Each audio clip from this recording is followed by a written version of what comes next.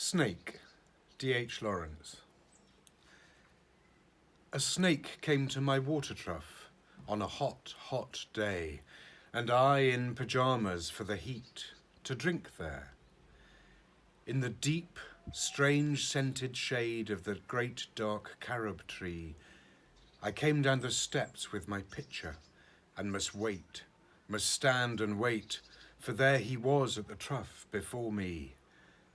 He reached down from a fissure in the earth wall in the gloom and trailed his yellow-brown slackness, soft-bellied down, over the edge of the stone trough, and rested his throat upon the stone bottom, and where the water had dripped from the tap in a small clearness, he sipped with his straight mouth, softly drank through his straight gums into his slack, long body, silently. Someone was before me at the water trough, and I, like a second comer, waiting. He lifted his head from his drinking, as cattle do, and looked at me vaguely as drinking cattle do, and flickered his two-forked tongue from his lips, and mused a moment, and stooped and drank a little more, being earth-brown, earth-golden from the burning bowels of the earth, on the day of Sicilian July, with Etna smoking. The voice of my education said to me he must be killed, for in Sicily the black, black snakes are innocent, the gold are venomous. And voices in me said, if you were a man, you would take a stick and break him now and finish him off. But must I confess how I liked him? How glad I was he had come like a guest in quiet to drink at my water trough and depart peaceful, pacified and thankless into the burning bowels of this earth. Was it cowardice that I dared not kill him?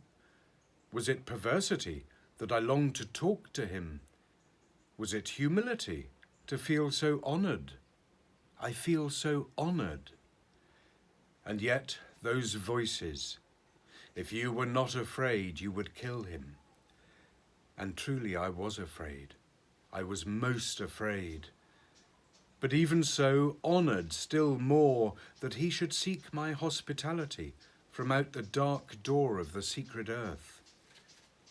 He drank enough and lifted his head dreamily, as one who has drunken, and flickered his tongue like a forked knight on the air, so black, seeming to lick his lips, and looked around like a god, unseeing into the air, and slowly turned his head, and slowly, very slowly, as if thrice a dream, proceeded to draw his slow length curving round, and climb again the broken bank of my wall face.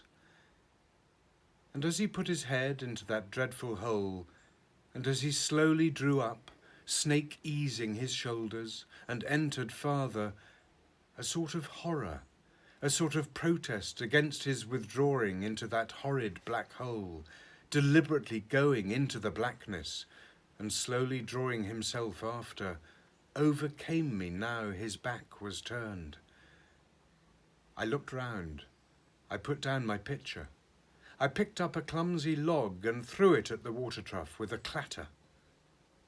I think it did not hit him, but suddenly that part of him that was left behind convulsed in undignified haste, writhed like lightning, and was gone into the black hole, the earth-lipped fissure in the wall front, at which, in the intent still noon, I stared with fascination. And immediately I regretted it.